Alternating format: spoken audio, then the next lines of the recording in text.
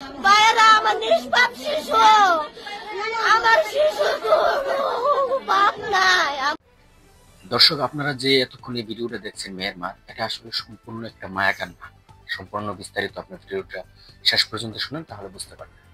সাম্প্রতিক এই ঘটনাটি ঘটে, এই মেয়েটির নাম হচ্ছে ময়না, যাকে আপনার একদম দুনিয়া থেকে বিদায় করে দিয়ে মসজিদের ছাদের উপরে নিক্ষেপ করে আসছে। আসলে পরবর্তীতে পুলিশ এটাকে তদন্তের স্বার্থে মসজিদের ইমাম মুয়াজ্জিনকে আসামি করা হয়েছিল। তাদেরকে রিমান্ডে নিয়ে এসে তাদের কোনো দোষ প্রমাণ পান নাই, মানে তারা নির্দোষ। পরীক্ষণে আপনারা শুনতে পাচ্ছেন ঘটনাটির যে আসল রহস্য, সেটি হচ্ছে ময়নার মা পরকীয়ায় জড়িত ময়নার চাচার সাথে।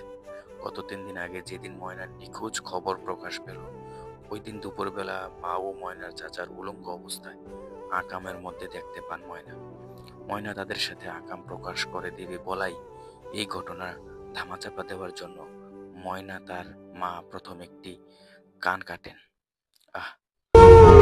তারপর দেওয়ালের সাথে তাকে ধাক্কা দিয়ে আঘাত করতে থাকেন।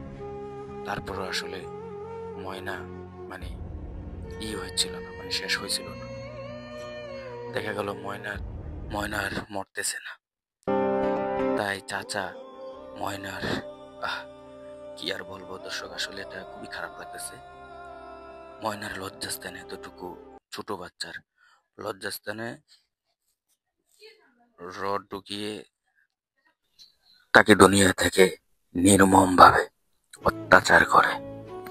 একটি শারীরিক সম্পর্কের জন্য মা হয়ে নিজের মেয়েকে দুনিয়া থেকে বিদায় করে দেন। যে মা পেটে করে গর্ব করে দুনিয়াতে এনেছিল ময়নাকে, সেই মাই নিজের হাতে খুন করে, হত্যা করে, পরক্রিয়ার জন্য তাকে দুনিয়া থেকে বিদায় করে দিয়েছে। আসলে এই ঘটনাটার আমরা সঠিক বিচার চাই।